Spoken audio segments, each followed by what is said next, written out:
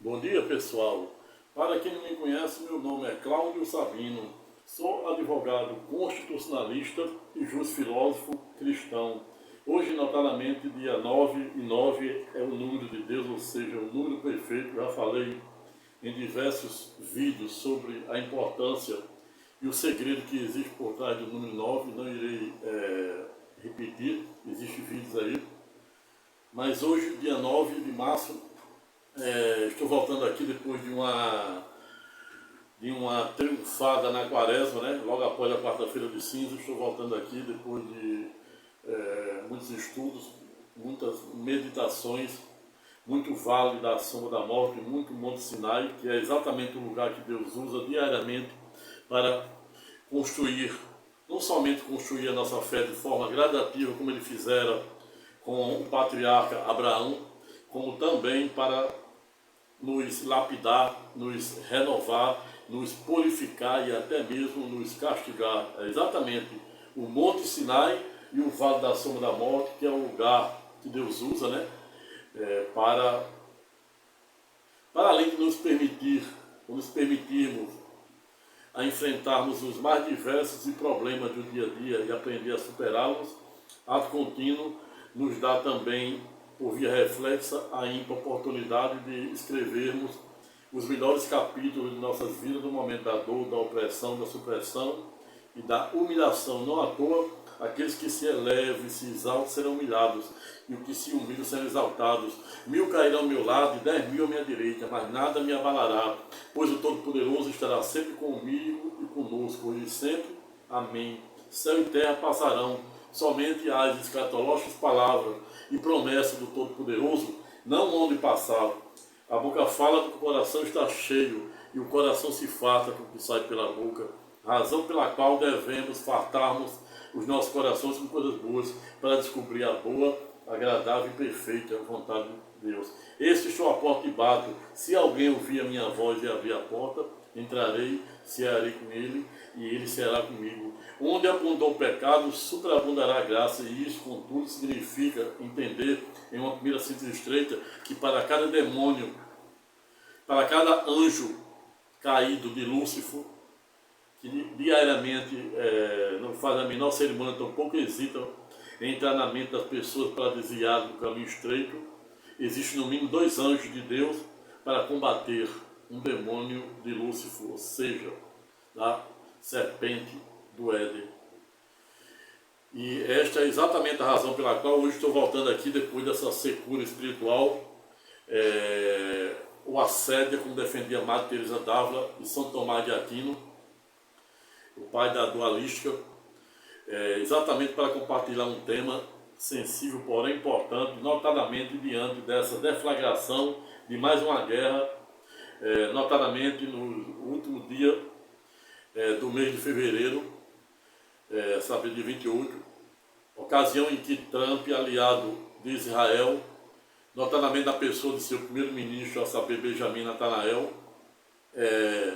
não fizeram a menor cerimônia, tampouco hesitaram em atacar mais um Estado soberano, mesmo a revelia do Congresso Nacional, pois a Carta da ONU, notadamente a Constituição norte-americana, datada de mais de 239 anos, com apenas 7 artigos e 27 emendas, diferente da nossa, que começou com 250, hoje tem 251 otorgado pela ADCT, Ato das Disposições Constitucionais Transitórias, e somente emenda mais de 129 até dezembro do ano passado. Mas o fato é que Trump, mais uma vez, sem nenhuma permissão do parlamento norte-americano, não obstante, a cena da captura, e prisão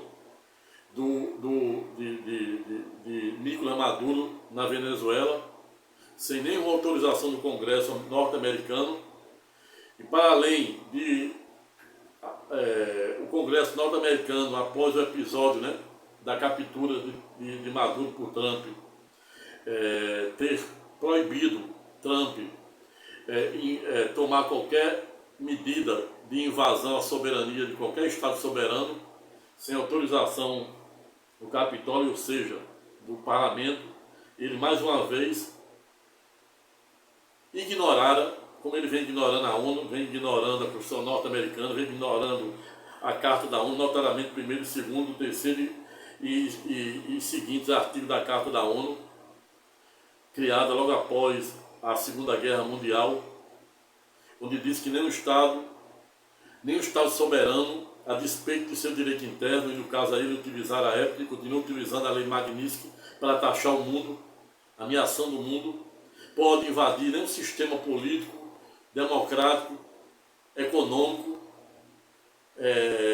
com a premissa de seu direito interno, pois isso julga e fere de morte aquilo que tem de mais sensível, de mais sagrado, e por que não dizer de mais indelével.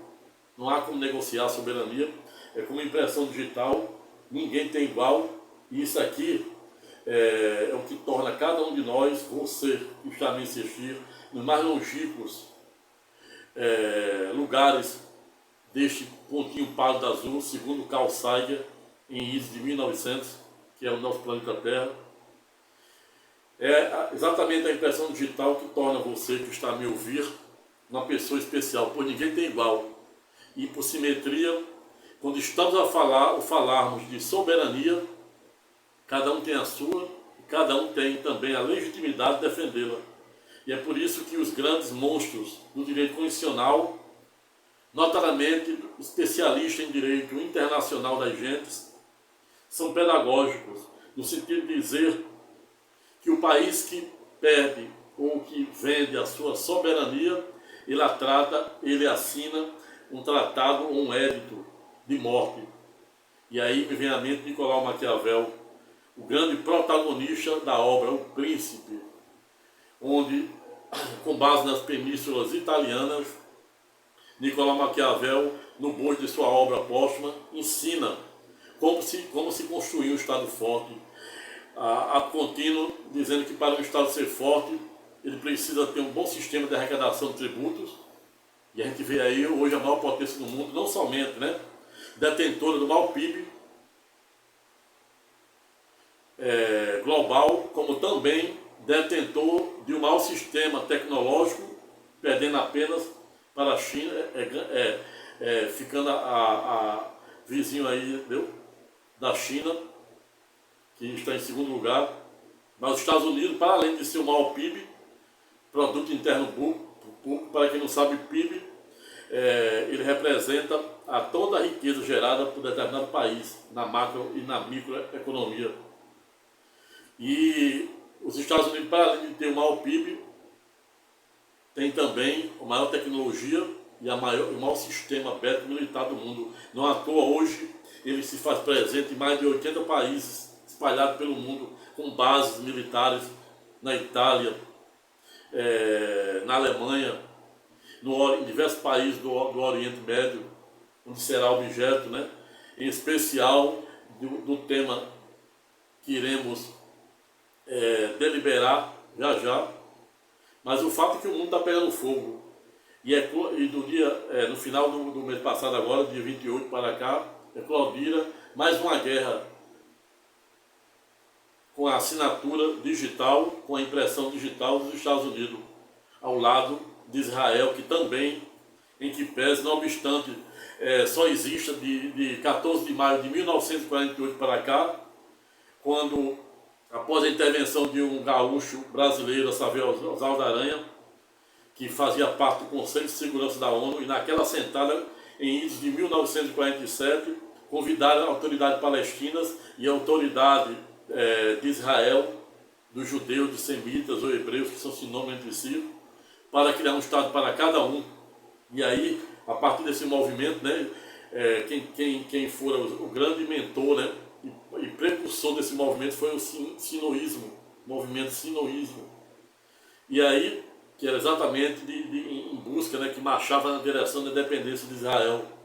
E aí, com a intervenção desse nosso guerreiro brasileiro, gaúcho, a saber, Oswaldo Aranha, que à época presidiu o Conselho de Segurança da ONU, convidando autoridades palestinas e autoridade de Israel para criar um Estado para cada um. Israel aceita os contornos e alcances de dada proposta e é criado, notadamente em 14 de maio de 1948, em Tel Aviv, a independência de Israel. E é esta exatamente a razão pela qual Israel, em que pese, só existe desse período para cá, pouco mais de 70 anos. E aí, do outro lado, né, cético, os palestinos não aceitaram os contornos e alcances dada a proposta da lavra de nosso brasileiro gaúcho, a saber, Oswaldo Aranha, que presidia o Conselho de Segurança da ONU.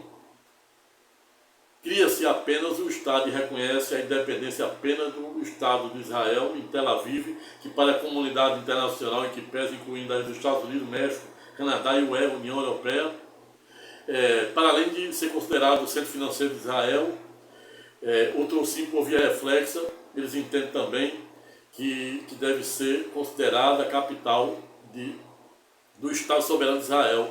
Não obstante, o próprio governo de Israel, notadamente da pessoa de seu primeiro-ministro, a saber, Benjamin Netanyahu, que está aí no seu segunda ou terceira gestão em Israel, como primeiro-ministro, continuar certo no sentido de entender que, numa questão meramente religiosa, entre essas três maiores religiões monoteístas do mundo, a saber, o cristianismo, cujo número de adeptos gira em torno de 2,5 bilhões no mundo, a segunda do ranking, a saber, o islamismo, se aproximando de 1,5 bi, e as estatísticas e prognósticos em que pese apontam que até aí, 2050, o islamismo, onde estão aí toda essa casta de árabes, e a gente vai falar, deu o pano de fundo de hoje, a origem dos árabes, e por que esse conflito, né?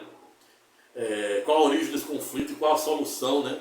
À luz da geopolítica, do direito internacional, à luz do direito de Deus e do direito dos homens, em especial da teologia, qual seria, em tese, a solução para esse conflito e qual a origem e qual a previsão escatológica, né, para dado conflito, para dado evento teológico e escatológico. E aí, em razão desse movimento, né, ministrado pelo nosso brasileiro Oswaldo Aranha, a ONU, notadamente em 14 de maio de 1948, em Tel Aviv, declara a independência de Israel por meio da resolução da ONU 181 de 1947. Um dia após, ou seja, no dia 15 de maio do mesmo ano, ou seja, de 1948, Israel passa a ser atacado pela Síria e pelo Egito, que são os dois vizinhos de Israel e os mais antigos, né, inimigos. O Egito atacando pelo canal de Suez, onde drena grande parte da economia do mundo ocidental para o mundo, do mundo oriental para o mundo ocidental, e a Síria atacando pelo deserto de Golã.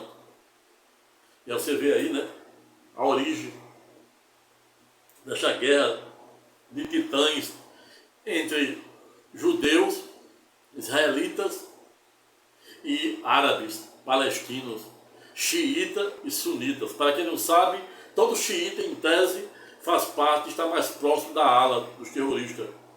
Hoje, entre o país que é considerado majoritariamente xiita, é o Irã, onde está sendo objeto aí, desde o dia 28 de fevereiro, deste novo ataque, né, engendrado pelos Estados Unidos e Israel, que somente em uma primeira assentada para eliminar ou matar os líderes religiosos do regime teocrático do Irã, a saber, Ayatollah Khamenei e seus demais correligionários, usaram só uma assentada de ataque 200 aeronaves de guerra. E isso aí impressiona e merece destaque, chama atenção e merece destaque. Pois se brincar, pegar a Europa todinha, ela não tem uma força militar para em um único dia usar 200 forças armadas como o exército de Israel fez. Na verdade, ali quem fez o grande parte do trabalho ali, eliminando não somente o Ayatollah Khamenei, como os demais líderes religiosos que vem aí dominando, né, nessa teocracia islâmica, desde a Revolução Islâmica de 1979, mas ali foi cirúrgico. Israel, para além de ser detentor dos maiores exércitos do mundo, também é detentor de tecnologia que salta aos olhos, como o Domo da Rocha, que intercepta mais de 90% dos mísseis que são ateados pela Síria, pelo Líbano do Hezbollah, pelo Emily, notadamente, né, nos últimos tempos, pelo Irã, que ao longo da história, né, vinha patrocinando, né, o Hezbollah, o grupo Hamas, Shia, os Houthis e Síria, do ex-ditador que também fora deposto, Al-Assad. Mas o fato é que o grande patrocinador do terrorismo, né, e deste movimento contra os judeus, os movimentos, né, antissemitas, fora, de forma mais específica, o Irã. E para ele não receber mais embargos econômicos do que já tem, e aí usava, né, ele fazia uma espécie de guerra por procuração, ou seja, patrocinando, né, enviando armas, dinheiro para o Hezbollah do Líbano vizinho, para a Síria, para o grupo Hamas e demais, né, xiitas, que são seguidores, né, desse regime teocrático do saudoso, né, Ayatollah Khamenei. E agora, no dia de ontem, o mundo observara, né, a Assembleia composta por 80 Assembleia Especial, né, desses líderes religiosos que são parte integrante do regime, né, teocrático de Khamenei, saudoso Khamenei. Agora, a Assembleia, né, composta por mais de 88 anciões, nomearam o filho, né, herdeiro de Khamenei, como sucessor. E Trump já disse aí que não há a menor possibilidade de escolher nenhum líder sem a sua anuência, e pior ainda, o pai, né, o filho, né, o herdeiro, né, dessa teocracia islâmica, né, que não obstante em isso de 1979 tenha perpetrado esta revolução islâmica com o objetivo de dominar um regime monarcático, né, que até então vigia, e aí criou-se daí para frente, né, uma espécie de paradoxo, né, porque se o objetivo da revolução era exatamente rechaçar a monarquia, né, a monarquia que existia, né, no Irã, ela trouxe mais ainda conflitos de ordem ideológica. E aí, com base nessas premissas, né, com base nessa mais nova guerra, onde os Estados Unidos, ao lado de Israel, eliminaram não somente o líder supremo, o Ayatollah Khamenei, como os seus grandes generais, inclusive da guarda revolucionária, que era quem realmente, né, sustentava e dava cobertura à manutenção do respectivo regime. É que no dia de hoje, estou voltando aqui para fazer uma breve análise de caráter geopolítico, de caráter constitucional, da origem e solução, né, dessa nova guerra de Israel, de Estados Unidos e Irã, qual sua origem e qual seria a solução à luz do direito internacional, da geopolítica, em especial da teologia cristã, judaica e islâmica. Eis a questão, como dizia o grande dramaturgo, por que não dizer, um dos maiores poetas britânicos de todos os tempos, qual seja William Shakespeare, para quem a época fora pedagógico, no sentido de dizer, existia entre o céu e a terra, ângulo e mais coisas do que a nossa vã filosofia imagina. E Blaise Pascal, um filósofo francês, também fora pedagógico de dizer que o coração tem razão, que até a razão desconfia. E você que está a me ouvir, antes mesmo de adentrarmos diretamente no plano de fundo de meta da presente temática, duas boas-vindas, você que está chegando agora no presente canal e não conhece o propósito mesmo. Reitero que o propósito do presente canal, para você que está chegando agora, fora considerado como canal da cidadania, canal 3D ou 3 dimensões, não à toa, onde na primeira plataforma em que peço diariamente eu trago aqui as decisões que vêm sendo deliberadas e pacificadas pela Excelsa Corte do Supremo Tribunal Federal, bem como a DI 5941, onde o Supremo Tribunal Federal permitiu medidas atípicas do artigo 835 do CPC, a fim de possibilitar a suspensão de passaporte, CNH e até mesmo direito de participar de concurso público de eventual devedor da justiça.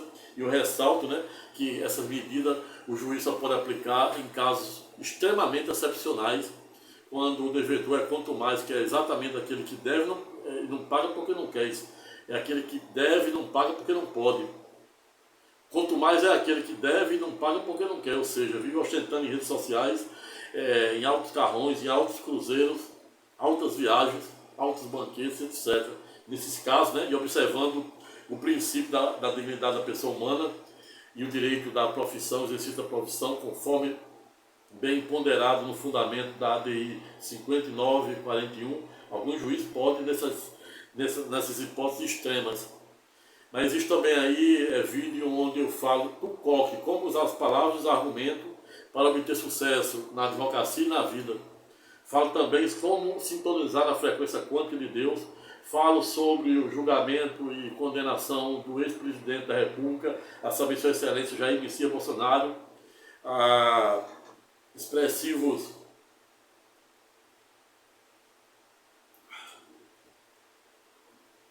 30 e poucos anos de prisão, e agora está aí cumprindo pena na Papudinha.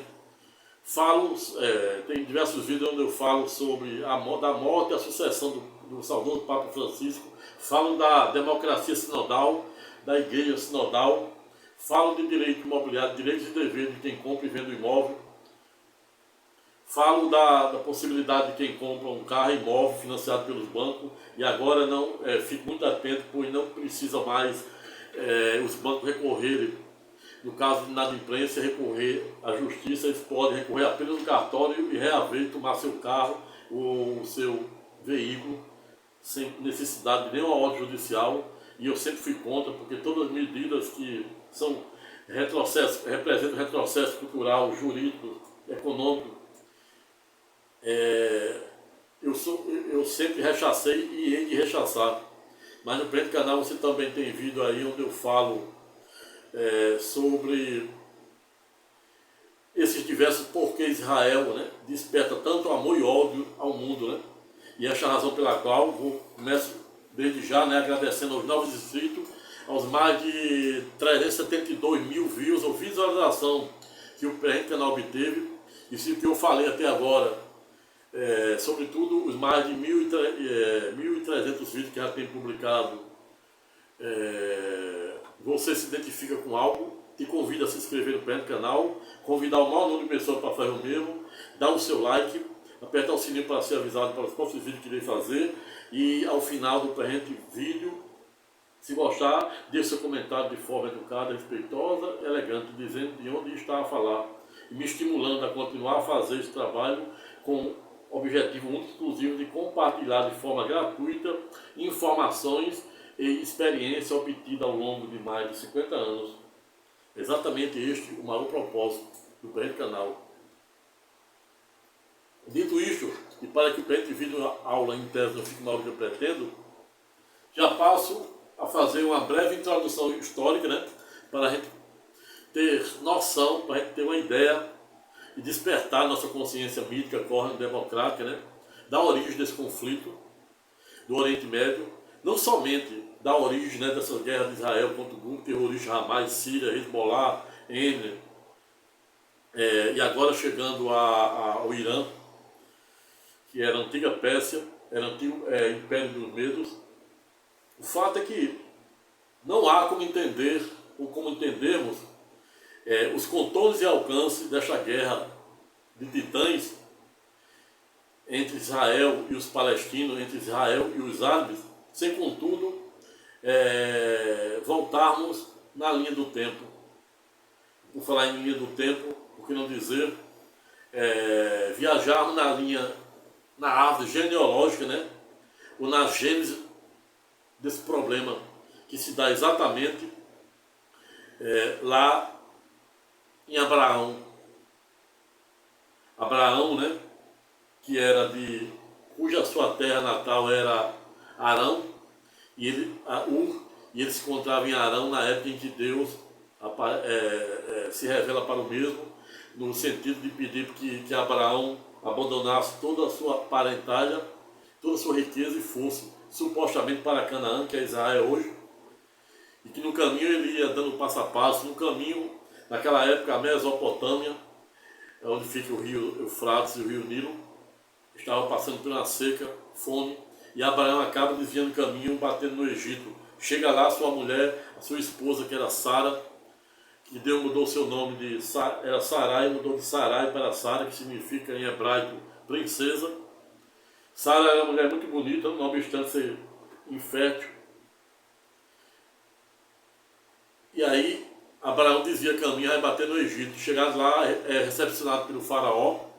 O faraó, como Abraão já previa que o faraó poderia se encantar por sua esposa, sua digníssima esposa, disse que Sara era sua irmã, e a ponto de permitir que o faraó casasse com a sua própria esposa.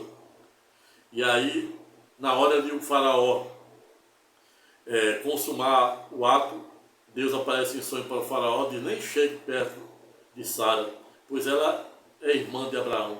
E nesse ponto, né, Abraão não mentiu, porque Sara, a escritura nos revela que ela era irmã dele por parte de pai, mas não por parte de mãe. E na cultura judaica, em que pese, o que vale para a sucessão é quem nasce de uma mãe judia. Então, nesse ponto, em tese, Abraão fez uma meia-culpa. E Deus aparece em sonho para o faraó e diz: nem ouse consumar o ato. E aí o faraó fica indignado, expulsa Abraão, sua esposa, seu querido sobrinho Ló e os animais de seu palácio. E aí Abraão segue o caminho com a sua família, inclusive o seu querido sobrinho Ló. Em determinado momento da travessia, os animais crescem, o número dos animais, e começa a ocorrer um conflito entre Abraão e seu sobrinho, a ponto de Abraão dizer de forma democrática para o seu sobrinho que ele escolhesse o norte ou o sul, o leste ou o oeste. O lado ou a região que ele escolhesse, ele ia para o outro. Se ele escolhesse o sul, ele ia para o norte. E aí assim foi. Ló escolheu ir na direção de Sodoma e Gomorra. Mas o que merece destaque nessa história de Abraão é exatamente a aliança que Deus prometera para ele, torná-lo pai de grandes nações, cujos filhos seriam maiores, mais numerosos do que os grãos de areia da terra e o número de estrelas nos céus. E hoje, em que pese, como Deus não fica devedor de nenhuma de suas escatológicas palavras e promessas, tornou Abraão pai dessas três maiores religiões monoteístas do mundo, a saber, o cristianismo, cujo número de adeptos, em que pese, gira em torno de 2,5 bilhões. A segunda do ranking é saber o islamismo, onde estão os árabes, onde estão os palestinos, onde estão os sunitas, onde estão os xiitas, todos no Oriente Médio, e outros na Ásia, outros no norte da África. O muçulmano se aproximando de 1,5 bilhões. E as estatísticas, o prognóstico aponta que até aí de 2050, em que pese, o islamismo tende a se igualar ao cristianismo. E aí, a terceira do ranking, não obstante mais antigo e longínquo, a saber, o judaísmo, com apenas 13 milhões de semitas ou judeus, que são sinônimos entre si. Mas o fato é o seguinte, que todo esse conflito se dá a partir de dois filhos de Abraão. Primeiro é o primogênito, a saber, Ismael, fruto de uma relação com a serva Agar, ou seja, a esposa de Abraão, Sara, como era estéril, e não podia engravidar, portanto, autorizou, né, que a sua serva, a saber Agar, se relacionasse com seu esposo Abraão para ter um filho. E dessa relação veio, ou seja, como fruto dessa relação, o primogênito Ismael, quando Abraão tinha 86 anos. E aí, não obstante Ismael não ser o fruto da promessa, Deus promete, né, para Abraão que não iria o abandonar, iria fazer com que ele fosse um grande guerreiro, um grande arco, flecha, e para além disso, dele iria sair 12 reinados. 12 reinados. E aí a gente vê aí a origem dos árabes no Oriente. E isso quando Abraão tinha 86 anos.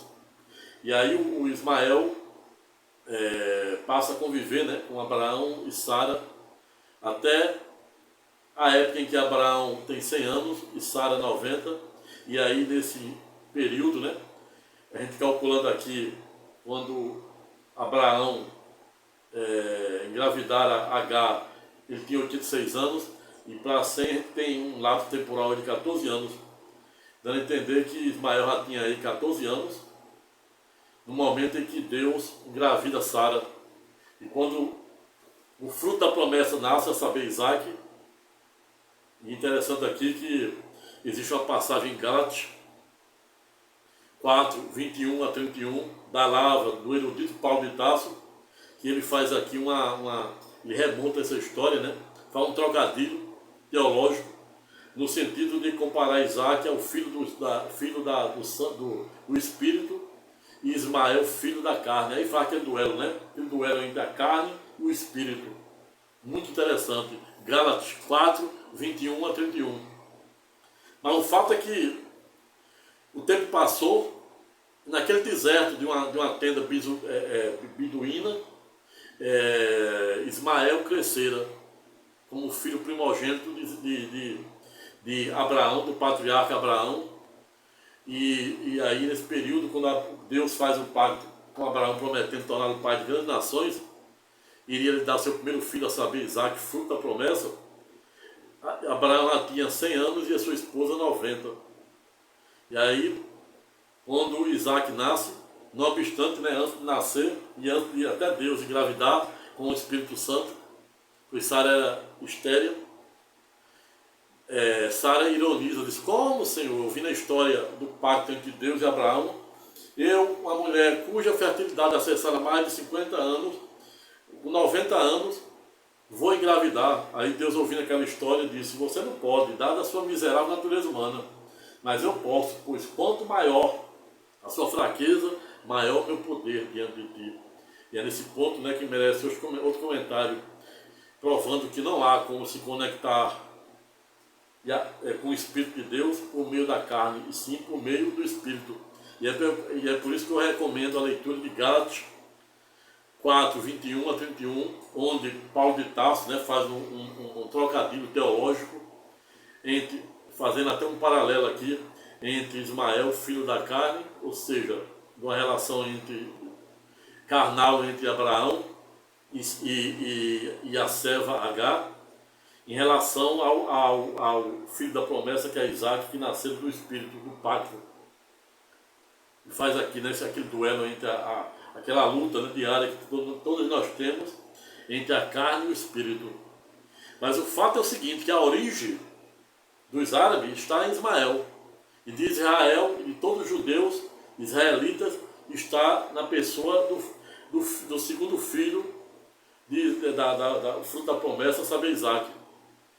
E aí, quando a gente vai lá para Gênesis 16, 11, 12, 17, 18, 21, 21, 9, 20, Gênesis 25 a 12, Deus é pedagógico no sentido de dizer que não iria abandonar o filho da carne, ou seja, Ismael, que tinha sido fruto, né, da relação do patriarca Abraão com a sua serva Agar.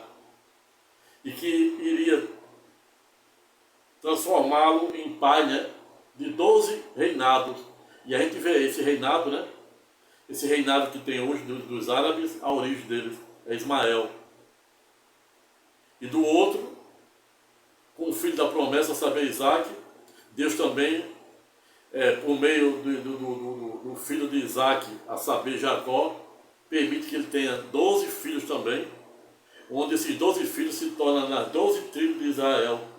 E do outro lado, do outro filho primogênito, que é a época quando Abraão expulsara da tenda, né? Ou seja, a pedido de sua esposa Sara, Sara começou a ter uma espécie de ciúme do primogênito, né? Nascido de uma serva com seu esposo, não obstante ela ter autorizado, mas com o advento, né, do filho da promessa, saber, Isaac, ela não queria que Ismael fosse o herdeiro da sua família. E aí pede para expulsar Agar e Ismael, que ela tinha aí, era um adolescente com 14 anos. E não obstante Abraão ficar com o coração partido, Deus orienta Abraão para obedecer a sua esposa Sara, pois ele tinha um projeto tanto para Ismael, que era a origem dos árabes, 12 príncipes, 12 nações, assim como tinha um projeto e um propósito para o filho da promessa, a saber, Isaac, que era os 12 filhos que Jacó iria ter, iria representar as 12 tribos de Israel. Veja que fantástico a origem dos árabes, que por via reflexo também representa os muçulmanos, representa os xiitas e sunitas, e a origem dos judeus. Essa é a origem. E quando a gente vai aqui, quando a gente vai para Gênesis 16, 11, 12, 17, 18, 21, 9, 20, 25 a 12, Deus é pedagógico no sentido de traçar e declarar o propósito, né, que ele traçou tanto para o filho da promessa, Isaac, como o filho da carne, que era Ismael. E aí você começa a entender a razão pela qual, né, existe nesses conflitos, né? E ali o que chama atenção e destaque, né, nesses discípulos citados de Gênesis 16 até 25 a 12, você vai observar lá, além do tempo, né, Deus permitindo que Abraão expulsasse a serva Agar e o seu filho de Abraão, primogênito, com 14 anos, e levasse apenas um pedaço de pão. E no caminho, né, Abraão vendo aquela cena, o seu filho, né, primogênito, com a serva Agar, caminhando no deserto, né, até desaparecer. E aí no caminho falta água, comida, e Deus manda um anjo, né, para levar água para Ismael. Em ato contínuo a gente vai ver aí nesse discípulo 16, Gênesis 16 a 25, Deus dizendo o projeto que tinha para ele é torná-lo pai de 12 reinados. E a gente está vendo aí a origem dos árabes. A gente vê que os árabes, a gente vê aqui que o povo do Oriente Médio ali, tanto os árabes, os Emirados Árabes, o Catar, o Golfo Pérsico, a Arábia Saudita, Dubai, não tem mais de 40 e poucos anos. O resto vivia ali, né, no deserto, na tenda, e provando, né, que onde Deus bota a mão, onde Deus, aquilo que o homem impõe, Deus dispõe. E provando que aquilo que está escrito, todas aquelas promessas, né, que está lá, assim, observando lá em Gênesis 16 a 25, Deus vai dando passo a passo de como transformará o filho primogênito de Abraão, saber Ismael, filho da carne, segundo Paulo de Tarso em Gálatas 4, 21 a 31, como o filho do Espírito, a saber Isaac, o filho da promessa, que Deus, para testar a fé de Abraão e o amor dele para com o mesmo, pediu para ele dar em holocausto. E quando Abraão estava levantando o punhal para sacrificar o próprio filho, Deus mandou um anjo e segurou na mão dele. Então não há como entender os segredos, os inefáveis mistérios de Deus pensando com a nossa miserável mente humana. E aí vocês viram aqui, né? A origem disso aqui. A origem. E aí quando a gente vê, né? Por falar em origem, dessa origem, né? Desses conflitos, né? Teológicos, dessa guerra de titãs entre árabes, judeus, palestinos, muçulmanos, xiitas, sunitas. Vocês veem agora, só para falar em xiita, por exemplo, ali onde a guerra, né, que vem sendo duelada há mais de 3 anos, a saber, Israel e o grupo terrorista Hamas, na faixa de Gaza, ali já foi palco da invasão pelo rei da Macedônia, a saber, Alexandre o Grande, que teve como seu professor o grande Aristóteles. Teve também invasão romana, pois ali uma rota, sempre foi, sempre será uma rota marítima. Tivemos ali também a destruição do Hamas por um dos reis de Israel, pois Israel teve 3 momentos. O momento dos profetas, profeta Elias, que Deus não permitiu que ele visse a morte física, existe a morte física e espiritual. Profeta, seu sucessor Eliseu, Jonas. Aí temos aí a época do Êxodo, Moisés, Josué, Caleb. Aí temos a época dos juízes, onde teve Sansão de Dalila, um dos grandes, Ruth, e Sansão de Dalila, né? A escritura nos aponta que ele, na época, destruiu a cidade de Ramais, quando foi traído por Dalila, no sentido de deixá-lo cego. E aí a gente teve, né? O povo de Deus tem necessidade de ter reis. Aí a gente teve o rei Davi, um dos mais importantes, seu filho, a saber, o rei Salomão, o rei Saul antes, né? Mas o rei Davi e o rei Salomão, considerados os maiores, os homens mais queridos de Deus. Não à toa, Deus deu sabedoria tanto para o rei Davi como para o rei Salomão a governar cada um por expressivo 40 anos sobre Israel. O rei Salomão, sucessor do rei, filho do rei Davi, na época jovem, inexperiente, poderia pedir poder e dinheiro para Deus, mas só pedia por sabedoria para governar sobre Israel. E diante de singelo pedido, Deus, para além de tornar o rei Salomão um dos homens mais sábios de sua época, também o tornou um homem mais rico e poderoso. Não à toa ele atraíra a atenção da rainha de Sabá, que era considerada uma das mulheres mais sábias da época. O rei Salomão escreve 3 livros, a saber, Cântico, Cantares, que retrata pela vida biológica que todos nós temos, onde ele diz quem é ela, ela era guerreira de Filadélfia. Escreve o 2º livro, a saber, Provérbio, um livro de sabedoria, onde é um verdadeiro arcabouço sobre a perspectiva ética e jurídica de como as pessoas devem se comportar na sociedade.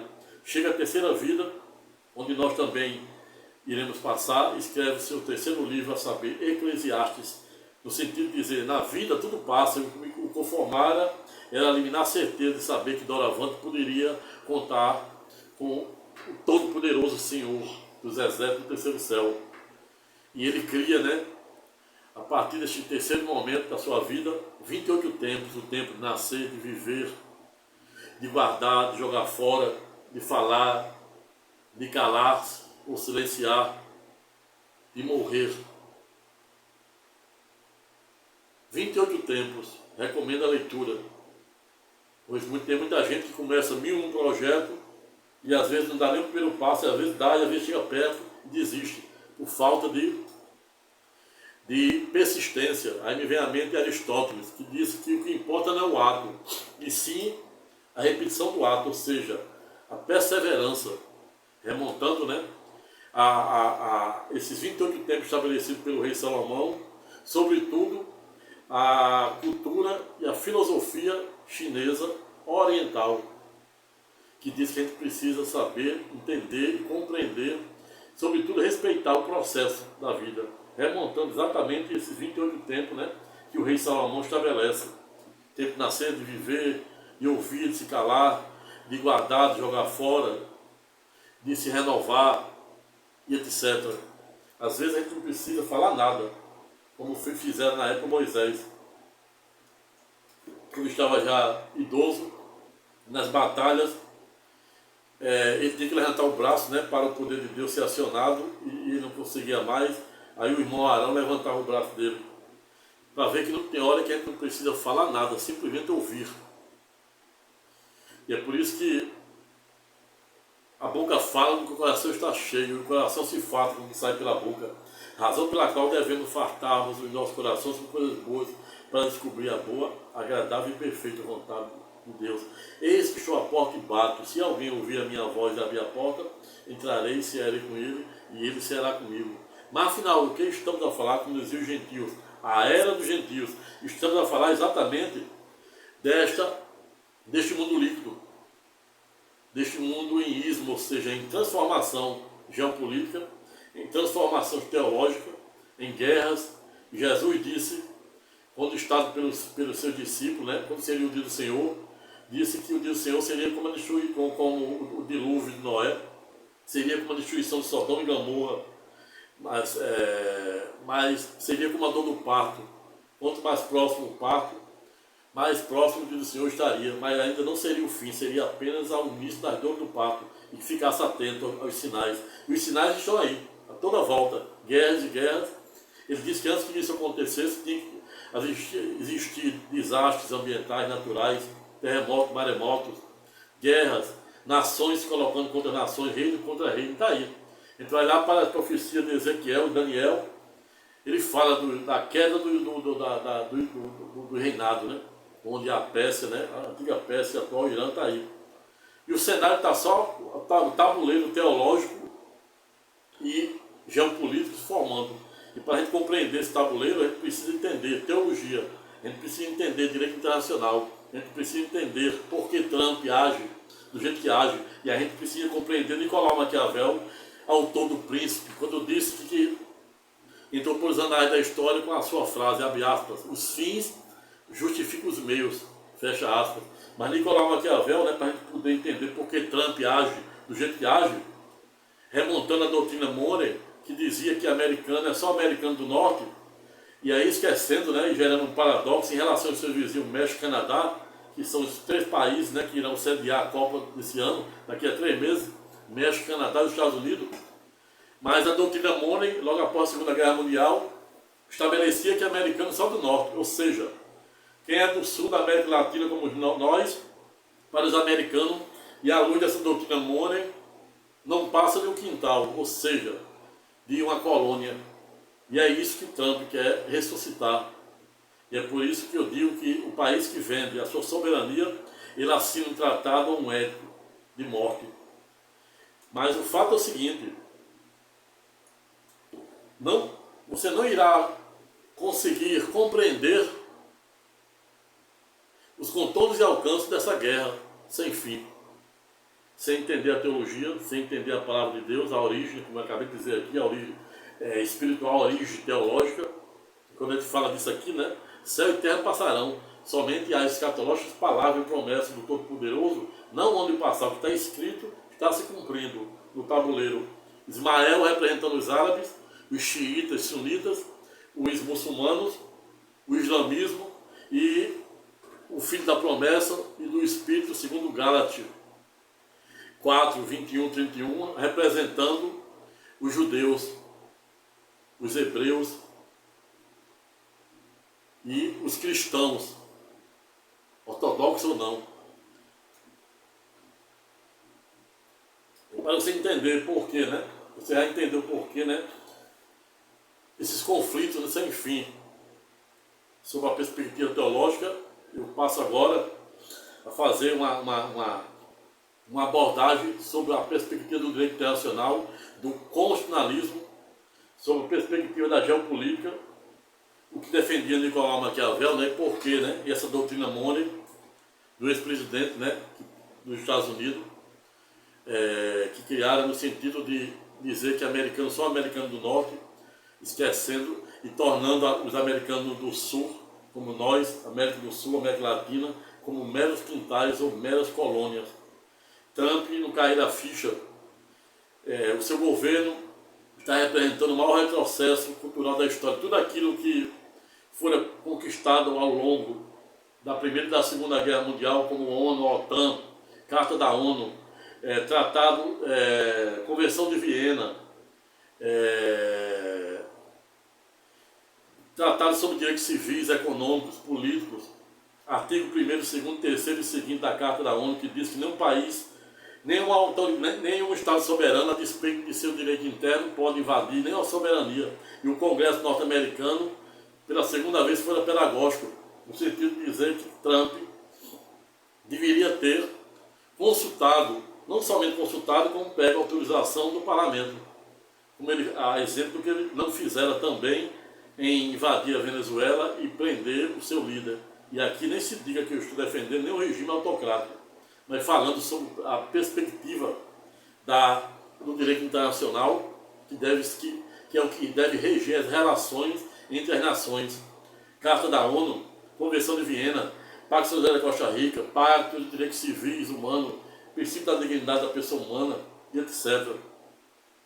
Constituição norte-americana, tudo isso Trump está jogando por terra, a despeito de usar uma lei Magnitsky, não obstante tenha sido aprovado sob a égide do governo de Barack Obama de 2012, para sancionar países autocráticos como da Rússia, e depois de 2016 estendê-la para o mundo. Mas isso viola, notadamente, a soberania de todos os países, pois de acordo com o artigo 1º, 2º e 3º da Carta da ONU, nenhum país, a despeito de seu direito interno, a saber, a lei Magnitsky, não obstante ter sido aprovado pelo Congresso norte-americano, ela não pode violar nem o sistema político e econômico. Quem diz isso não sou eu, é a própria Carta da ONU, artigo 1º, 2º e 3º da mesma. Quando a gente vai aqui para a nossa Constituição Federal de 88, no Brasil, a gente tem, não especificamente a Constituição, mas a antiga lei de introdução ao Código Civil, que mudou a tecnologia para a lei de introdução ao direito brasileiro. E quando você vai lá para o seu artigo 17, ele é pedagógico, quando diz que não país, remontando esse artigo 1º, 2º e 3º da Carta da ONU, a nossa lei de introdução ao direito brasileiro, no artigo 17, quase que reproduz isso, que nenhum país, a despeito de seu direito interno, pode violar a soberania, nem o sistema de governo político, econômico, tampouco nem o poder, os 3 poderes aqui no Brasil, como Trump, aplicou a lei Magnitsky e depois suspenderam. Veio, portanto, que o que Trump faz é com esteio aí do que dizia Nicolau Maquiavel, que é considerado um dos grandes protagonistas da ciência política. Não há como se falar de ciência política sem trazer a lume a obra de Nicolau Maquiavel, que ensinava como os príncipes da antiga península italiana deveriam construir um Estado forte, com um bom sistema de arrecadação de impostos, e a gente tem um bom sistema tecnológico, um bom sistema bélico-militar. E a gente tem a maior potência do mundo, a saber, os Estados Unidos, com maior PIB, maior tecnologia, maior sistema bélico-militar, com participação e presença maciça em mais de 80 países no mundo, com bases militares na Alemanha, na Itália, em grande parte dos países os países do Oriente, Cuba, etc. Veja o poderio militar dos Estados Unidos, remontando o que ensinava Nicolau Maquiavel. Então o que Trump faz, para você poder entender por que ele age assim, e porque onde é que está o direito internacional, onde é que está a Carta da ONU, que assiste de camarote manifestas e reiteradas manifestações de todas as ordens por Trump e não faz nada. Exatamente por quê? Porque no tabuleiro da geopolítica manda o direito internacional, acaba virando uma letra morta, e Trump ignora todos esses institutos de tratado internacional, Convenção de Viena, Carta da ONU, a própria Constituição Federal, o Congresso, ignora a ONU, que em tese está esvaziada há muito tempo, só tem caráter eminentemente administrativo.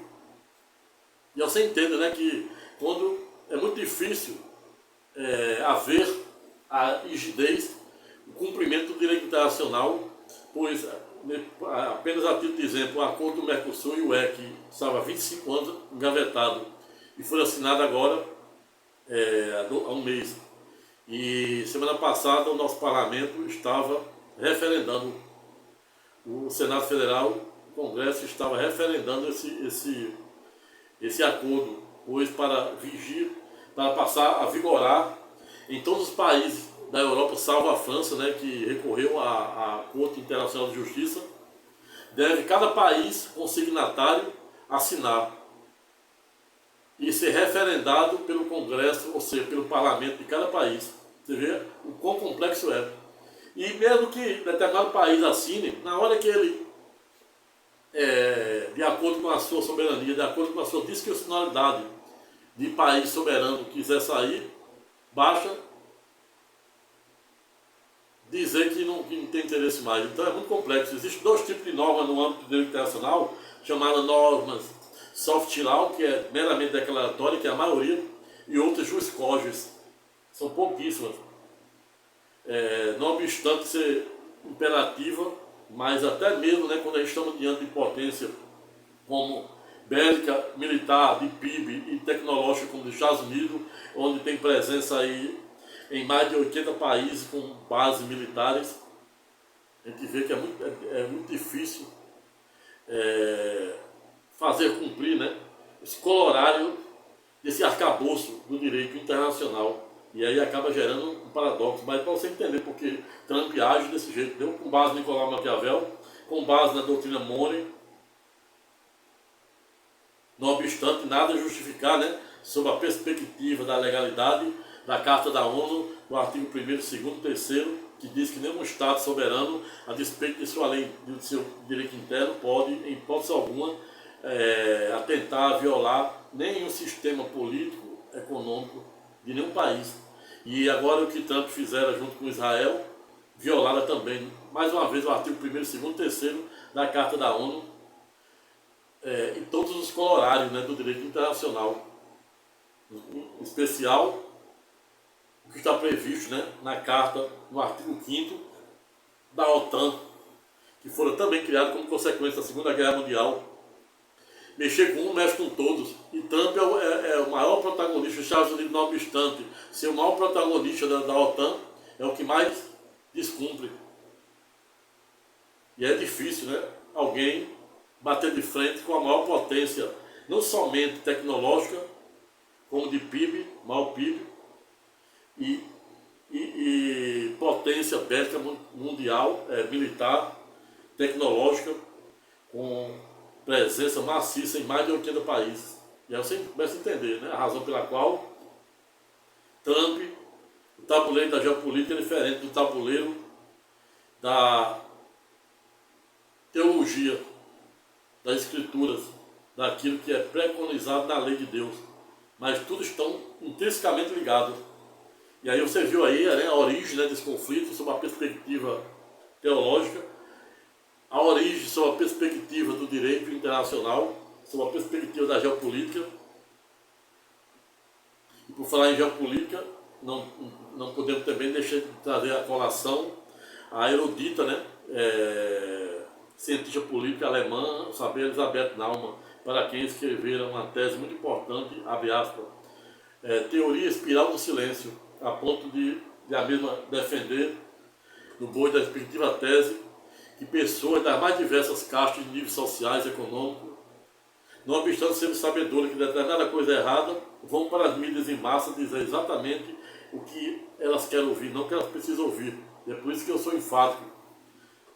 Demasiado no sentido de dizer que assim como Deus não diz o que a gente quer ouvir, e sim o que a gente precisa ouvir, todo bom pai, todo bom professor e todo bom advogado não deve dizer o que o seu aluno quer ouvir, o que o seu filho quer ouvir e o que o seu cliente quer ouvir, no caso do advogado, salvo que em tese ambos queiram ouvir e que é de acordo com a lei de Deus e a lei dos homens.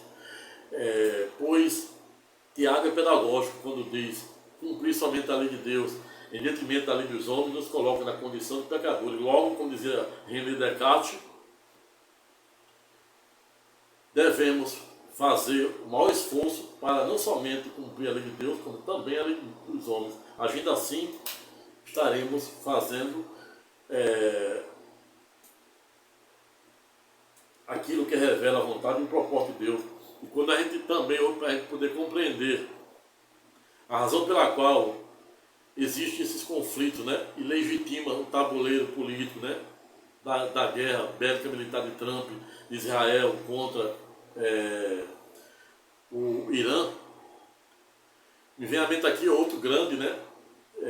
Outro grande protagonista americano, a saber, um colega, né, da professor da Universidade da Flórida, a saber, Dr. Lady David Landau, um colega PhD, professor de Direito Constitucional, assim como eu, que criou uma tese do constitucionalismo abusivo, a ponto de dizer que autoridades, né, soberanas, né, como no caso ele citava a ditadura do leste europeu, né, da Liput, da Hungria, etc., a ditadura, né, da Venezuela, a ditadura de Cuba, a ditadura da China,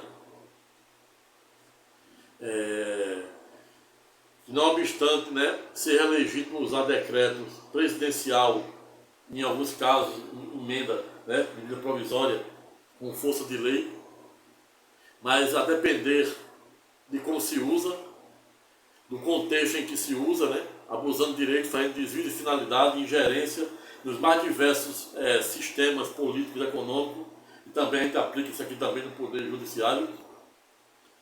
Isso consiste em uma espécie de constitucionalismo abusivo. Uma autoridade Trump, né, a despeito de seu direito interno, como o caso da Lei Magnitsky, fazendo desvio de finalidade, abuso de direito e ingerência, ignorando a Carta da ONU, artigo 1º, 2º, 3º e seguinte, a Convenção de Viena, os tratados internacionais civis, políticos e econômicos, e usando da força bélica, militar, de PIB, de tecnologia, para violar as mais diversas soberanias em prol de satisfazer o seu superego inflamado. É disso, é exatamente disso que trata a obra do constitucionalismo abusivo, da lavra de um colega advogado e professor best-seller, PhD, de Direito Constitucional, autor da tese do constitucionalismo abusivo. Mas nós temos aqui outro grande erudito, a saber, Dr. Marcelo Neves, para quem também o tenho na minha mais alta conta, que foi pedagógico em criar a tese do constitucionalismo simbólico, onde faz menções, né, a diversas corrupções sistêmicas, e essa é a pior de todas, pois quando se está postado quando alguém está diante de uma corrupção sistêmica, isso seja no Poder Legislativo, Executivo e até no Judiciário, que hoje salta aos olhos, é difícil, pois não tem onde poder corromper, para onde recorrer. Exemplo maior do caso da fraude do Banco Master, onde colocaram o seu ex-dono, seu ex-diretor, a saber, Vorcaro, numa prisão de segurança máxima, numa sala de 100 metros quadrados, exatamente porque corrompeu de forma sistêmica todos os 3 poderes, políticos, autoridades judiciais, funcionários de Banco Central,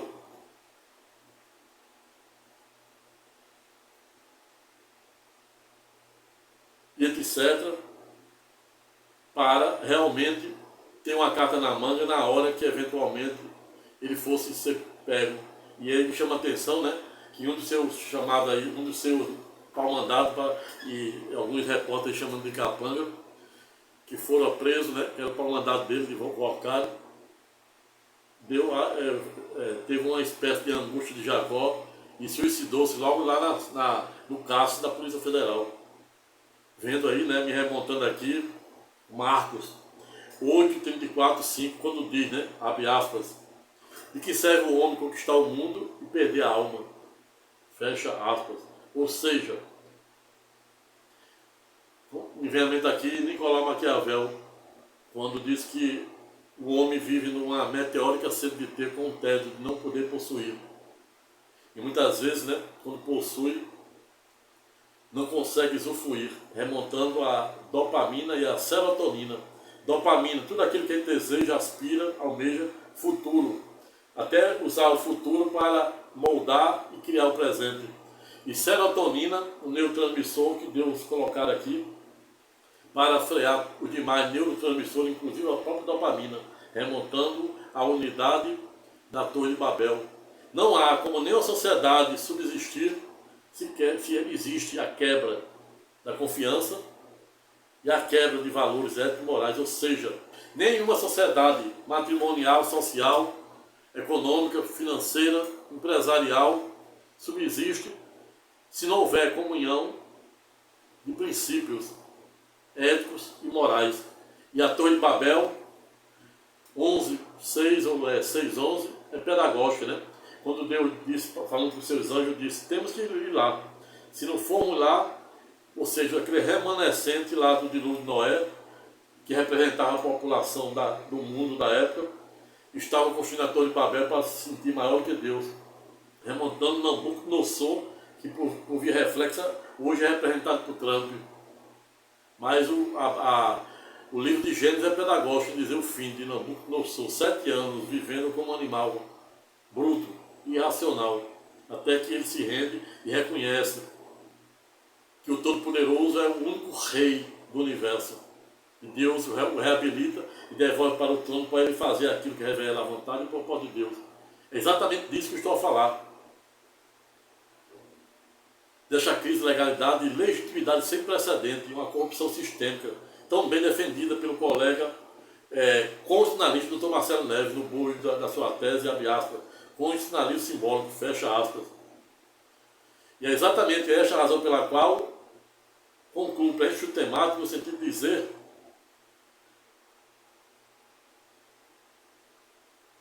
que todo conhecimento, toda arma e todo poder que liberta, cura e salva, se não bem utilizado em prol daquilo que revela a vontade e o propósito de Deus, à luz da lei de Deus e da lei dos homens, ato contínuo poderá ter o condão de aprisionar, destruir e até mesmo matar. Pense nisso. E a solução, né?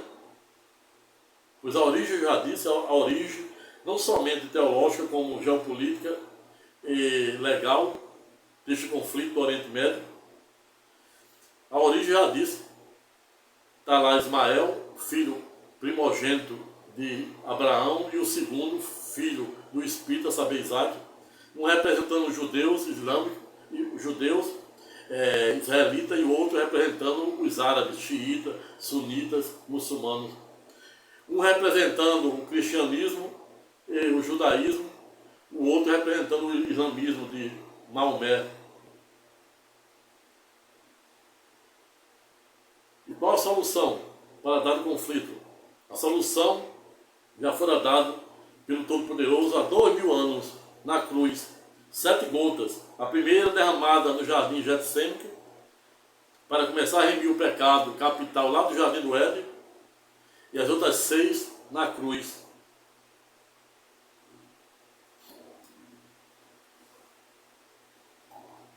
A solução para o fim de dado conflito está em Apocalipse 47. A solução para dado conflito está na expressiva 2000 anos, em que o Espírito de Deus está disponível, diversamente da antiga aliança, ou seja, do Antigo Testamento, ou até o período em que houve o pecado do Jardim do Éden, que o Espírito de Deus passara a ficar indisponível, passando a ficar disponível nesse período do Antigo Testamento, em todo o Antigo Testamento, somente para os profetas, para os reis, para os juízes e os reis. E a partir da cruz,